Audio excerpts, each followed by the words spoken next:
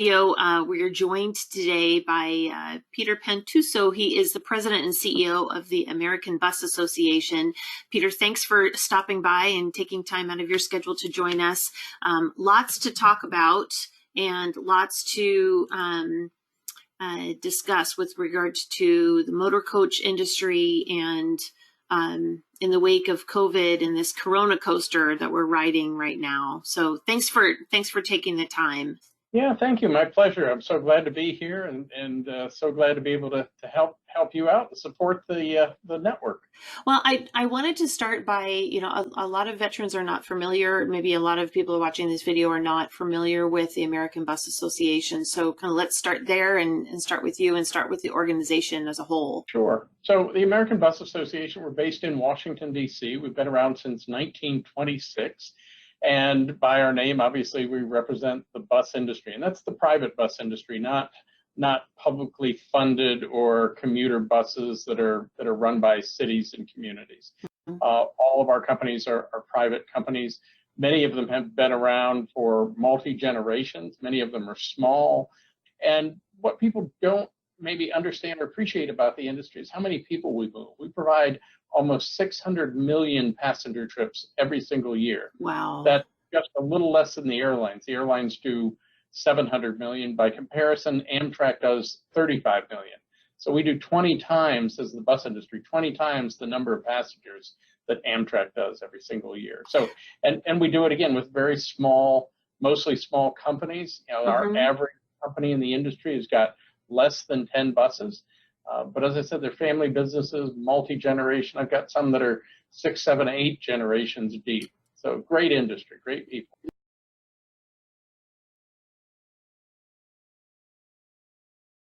We're hopping back looking at the impact of the industry. The travel industry overall has probably been hit harder than any other segment of the economy during COVID-19. Yeah. People have stopped traveling. They're not moving. They're not staying in hotels. They're, obviously, in many, many cities and locations, they haven't been able to eat out. Restaurants have been closed until more recently. So it's had a devastating impact. Museums have been closed. Now they're starting to open, but they're, very limited in terms of the numbers of people that can attend.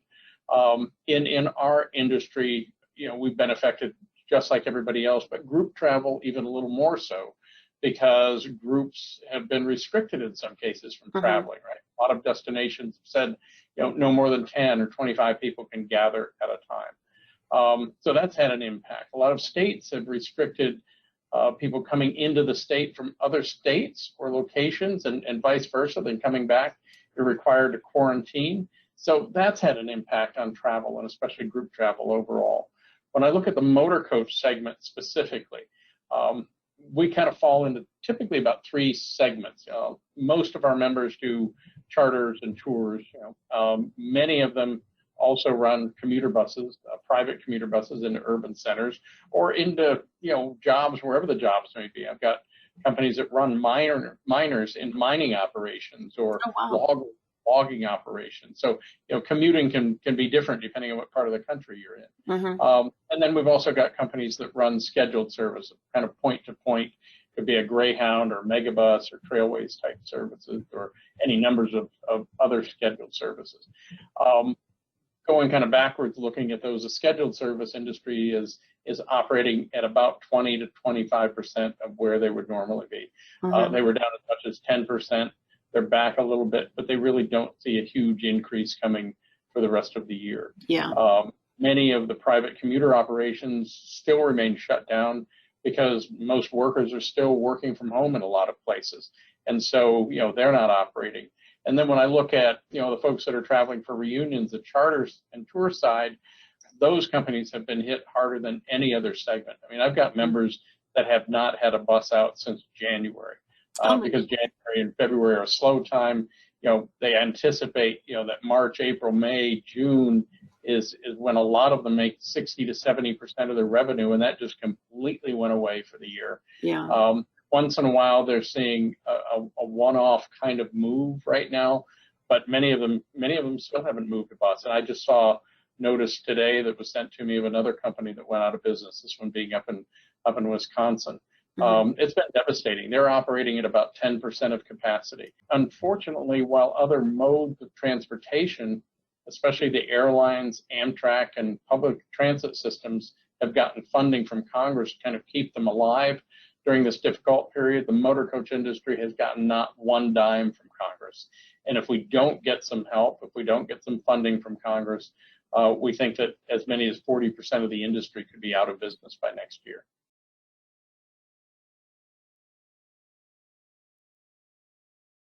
No, there's no real standard. I mean, unfortunately, for whatever reason, the federal government and state governments, when it comes to transportation, don't have a specific standard. I mean, we've seen the airlines, because they've become, news items, do all kinds of different things.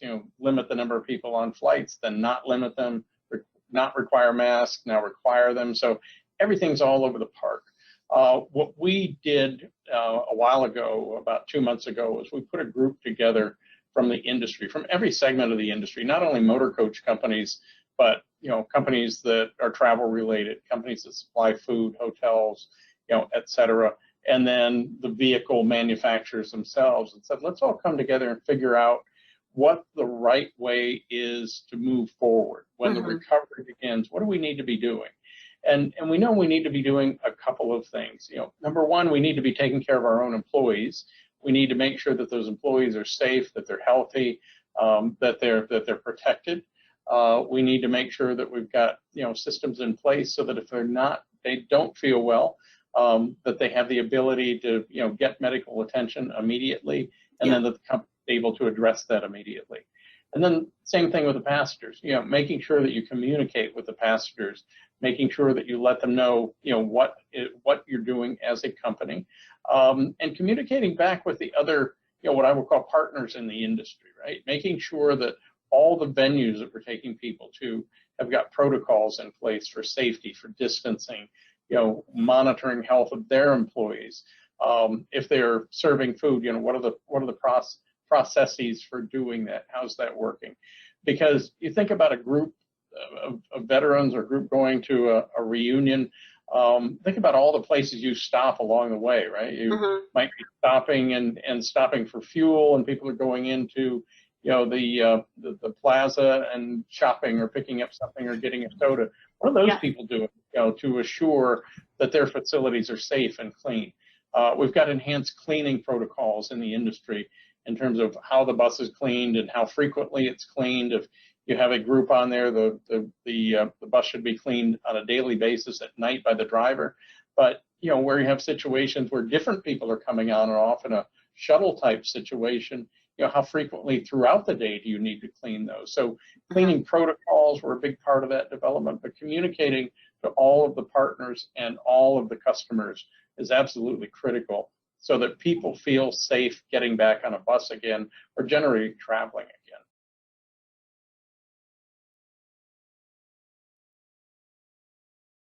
Has that become policy, and I don't want to say regulation, but is that a hard and fast rule? Because has a significant impact on the reunion budget and transportation required for their groups.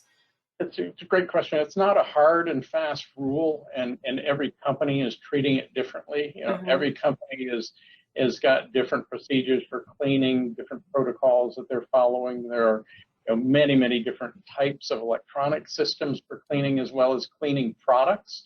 And so, as the companies are going forward, they're looking at all of those and trying to figure out what makes the most sense for them.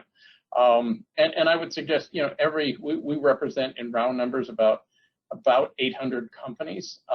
There are 3,000 companies in the industry. Wow. In the industry. We represent about 65% of the buses on the road. So, we represent the largest portion of the buses that are on the highway. So, but again, among those 3,000 companies, everybody's doing, I won't say everybody's doing something different, but there are a lot of people, because they're not members of ABA, that may not be following any practices or procedures. So I think rule number one is whoever's chartering the bus needs to make sure that they're talking to the bus company about what their procedures and policies are. Right.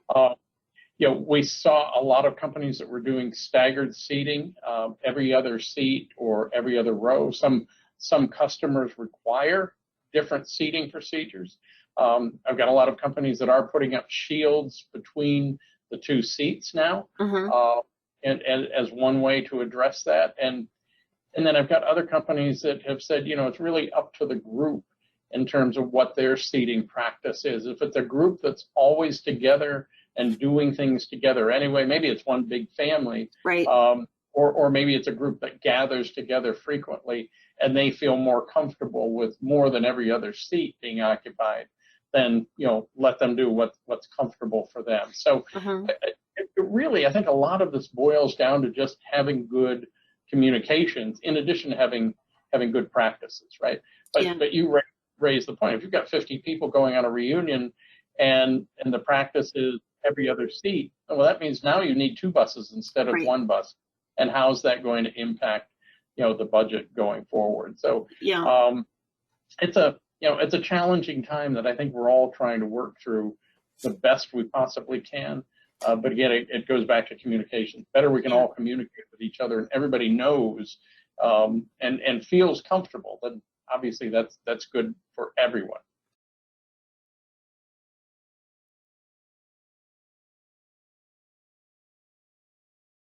Yeah, great question. We're always encouraging people to kind of move to what we would call a shoulder season, right? So shoulder season for buses. So the busiest time in the bus industry is March, April, May, and early June. Okay. Those 3 to 4 months, that's when all the student groups are moving. And it's at a time when you almost can't find a bus, especially at the last minute. And it's also at a time when the rates are usually the highest because busiest time of the year. So moving out of that season, probably the next busiest season, I would say, tends to be, the fall, September, October in particular. A lot of that centers around not only travel and events that are going on there, but it follows the school cycle as well, because you've got college and high school sports teams playing, you've got professional teams playing, you've got buses moving those individuals and moving customers to those events as well. So that tends to be a busy time. So the summer, I would say, tends to be a little bit lower. But in the fall, you can find pockets that obviously make sense. Weekends are a lot busier, a lot harder to find a coach. If you can travel and have a meeting or a reunion, during the week, obviously take some of the pressure off the planning and the cost as well, because almost every coach, through the entire period except for December, January, February, weekends are the busiest. I mean, that's when things are booked up. So if you can plan things around, Monday, Tuesday, Wednesday, Thursday, much better time.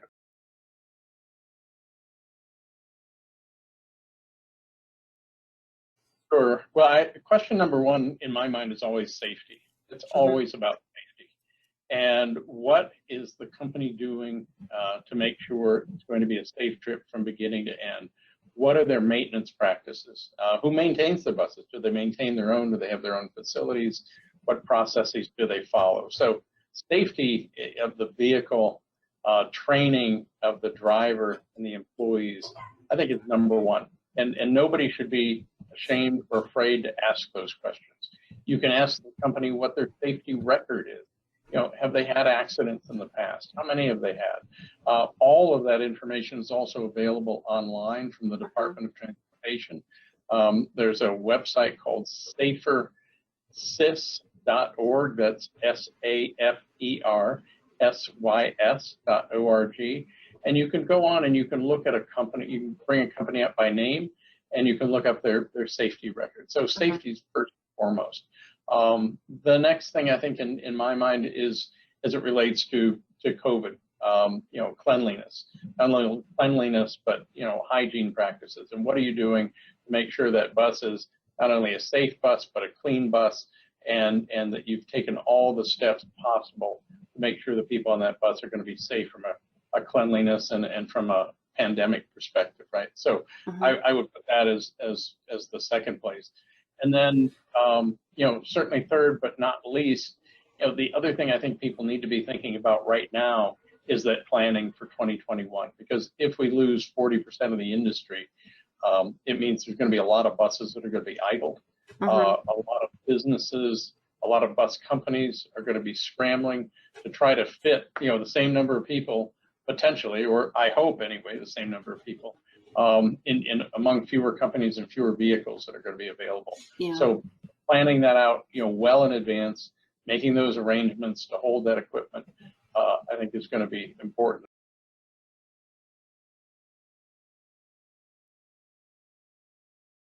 If you contract with a smaller organization, then you're back to square one. If they go out of business and you're potentially losing deposits, you're potentially, losing a lot of time and resource and finance. So is there a thought or recommendation or comment about that? That's a great question. A lot of the industry, like the airlines, like hotels, do dynamic pricing now, right? So as demand increases, as you get closer to the end date and the number of vehicles or the amount of equipment gets tighter, and the supply is down and the demand goes up, then the price is going to go up. So I always think better to make sure you have that vehicle locked down, and than try to wait too much longer for it. So again, especially with what's going on now in the industry more than ever.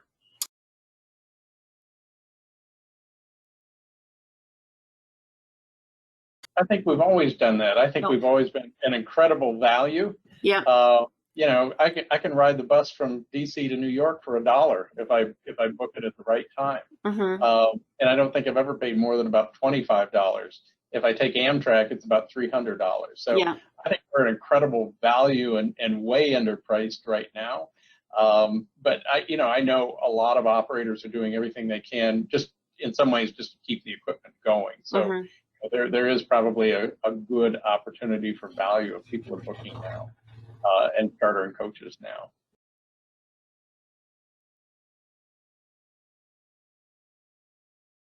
Sure, I've definitely got to give a pitch for your listeners to make sure that they support the industry. And one of the ways they can do that is certainly reaching out to their own members of Congress, and just with a short note or just with a phone call or an email to say, we rely on motor coaches for our reunions, for other events, and they need help. And without some help from the federal government, we're going to lose 40% of them.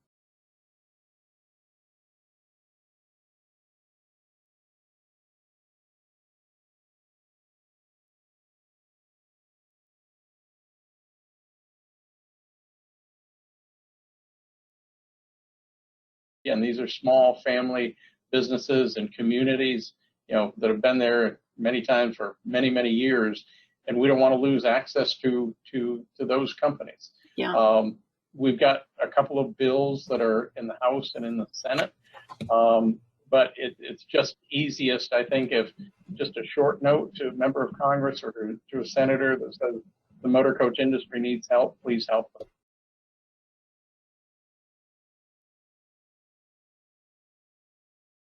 Anything else that we can be doing to support you, please let me know. We want to keep as many of you around as possible, for sure. Oh, we do too, believe me. And not only for our veterans, not only for reunions, but we move current military, right? There's about 150 to 200,000 military that move every single year on motor coaches. When they're going to and from deployments, when they're going to and from bases, when the National Guard is moving, often it's motor coaches that move them. We've got about 500 companies that are DOD approved to move the military. And then, thinking about, natural disasters, hurricanes, wildfires, some of our members up in the West Coast, we're getting calls the last few days about some of the wildfires and evacuating people from some of those regions. And I had a call yesterday from a member in Florida, and he had gotten a call a couple of weeks ago when the hurricane was coming